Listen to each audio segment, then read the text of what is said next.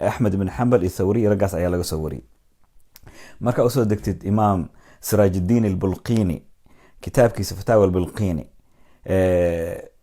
isagana su-aashiis markii la weydiiyey ma banaan tahay in loo tahniyadeeyo qafka kaafirka ah, ma lagu gaaloobaya haddii loogu tahniyadeeyo ciidihiisa? marka wuxuu yiri haddii qafka ictiqaadsan yahay arintaas oo diin ahaan u ictiqaadsan yahay wuu ku gaaloobaya, yani diintaas ayuu rumeeyey. laakiin haddii ay ka tahay caado ahaan iyo mujaamalo ahaanna qofkaas kuma gaaloobayo.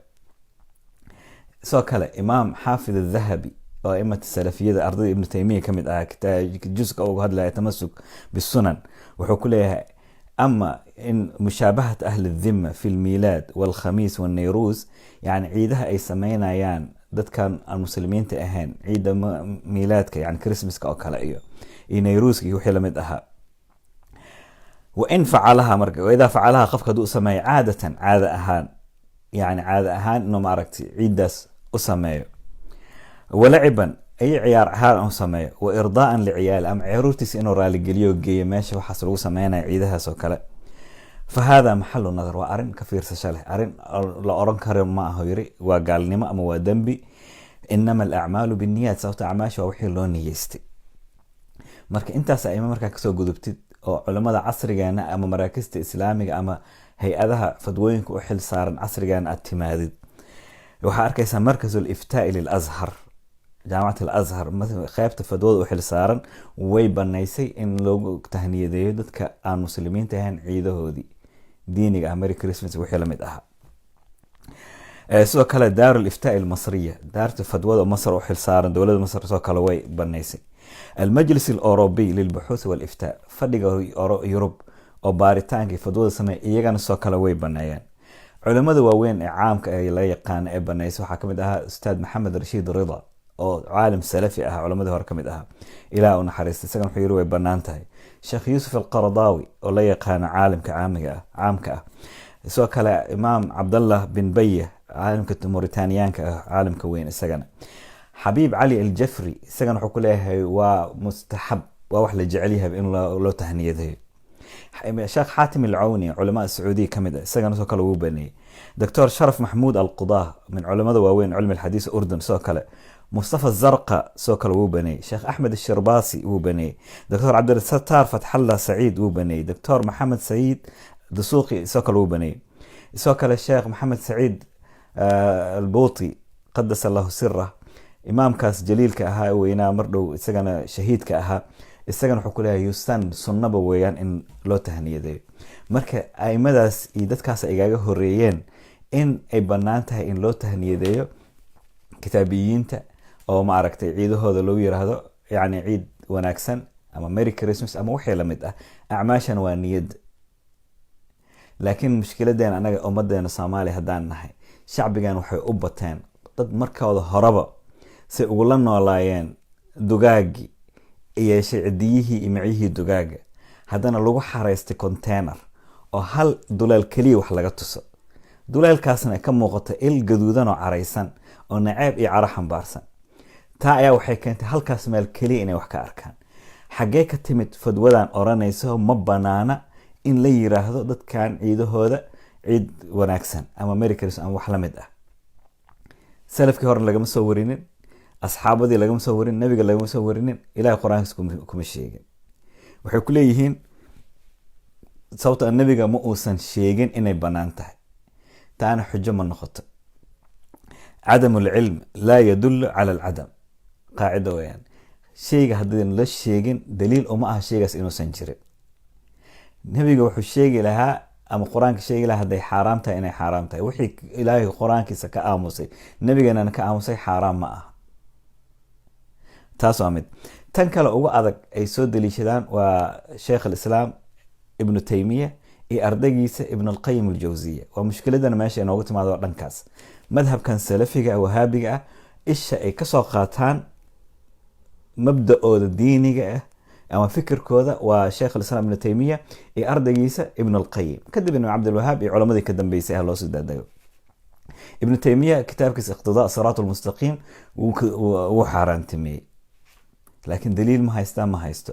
waxaa kaaga sii daran kadib ardaygiisa ibn alqayim kitaabkiisa axkaam ahli dhimma isagana wuxuu ku leeyahay in loo tahniyadeeyo yani ciidahooda gaaleed fa xaraamun waa xaraam bilitifaaq sida laisku waafaqay waa ijmaac waxaa ijmaac lagu gaaray inay xaaraam tahay yani inuu qofka ugu tahniyaday ciidahooda iyo soonkooda u yirahdo ciid mubaarak ama waxay la mid aha qofkii sidaa yirahdo hadduu ka badbaado yiri gaalnimo wuxuu ku dhacay muxaramaadka waaweyn oo weliba la mid ah yani muxaramaadka waaweyn oo la mid ah in loo sujuudo salankii taasna waxay kasii dembi weyn tahay qofka in la yiraahdo ciid wanaagsan waxaa ka dembi yar qofkii qof dilay ama khamri cabay ama zina ku dhacay in loo tahniyadeeyo intaad qof kristaan ah ku oran lahayd merry christmas waxaa kaaga dembi yar oo kaaga haboon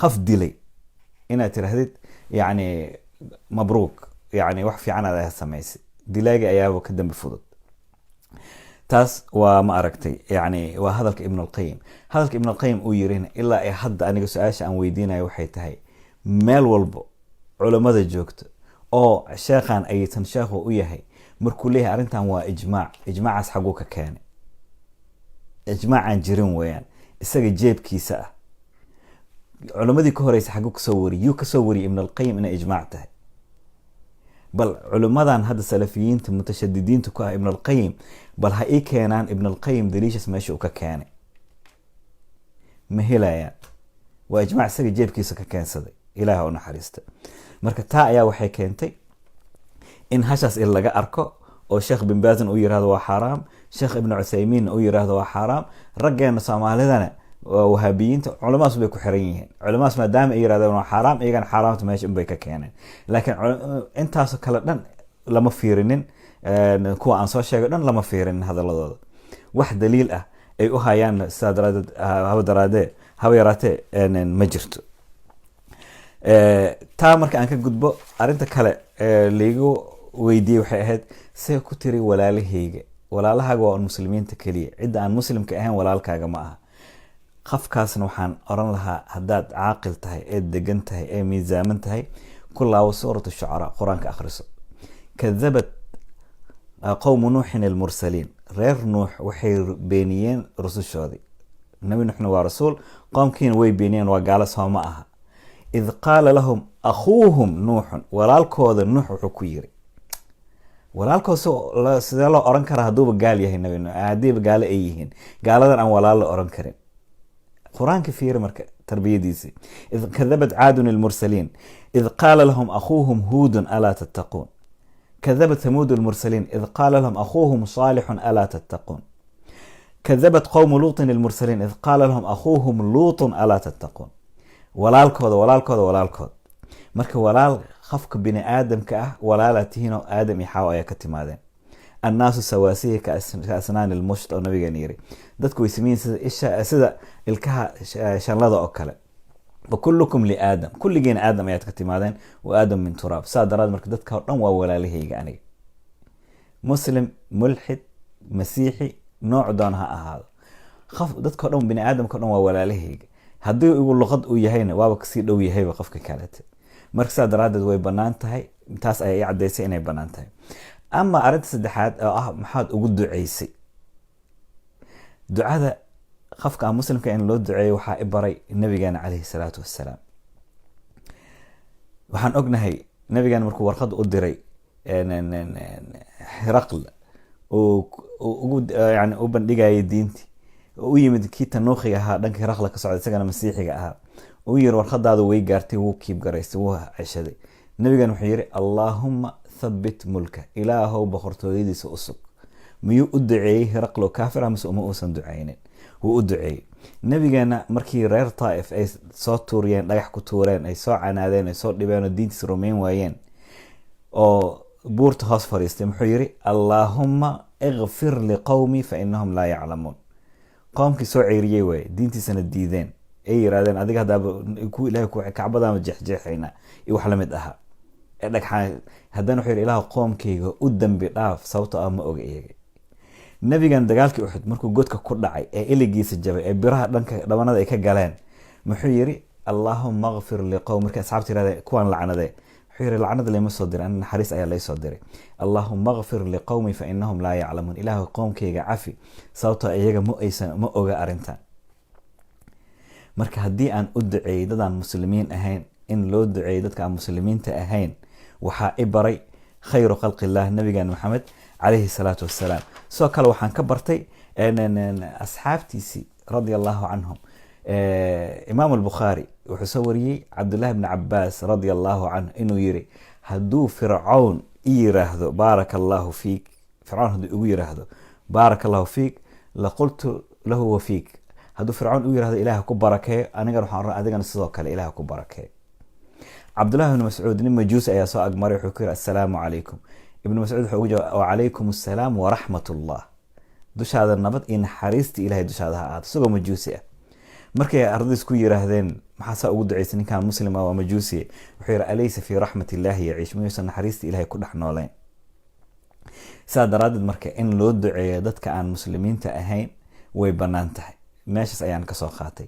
ama dadkii i weydiiyey maxaad ugu ducaysay tii aakhiran nolol fiican inay ku noolaadaan, waxaan idin xasuusinayaa imaam macruuf abu maxfuud macruuf ibnu fayruuz alkarkhi raximahullah oo xaafid dahabi kitaabkiisa siyar aclaam nubala ku yiri qabru macruufin turyaaqun mujarab, qabrigiisa ilaa ay hadda qofkii tago ducadiisa ilaah ku aqbalaa.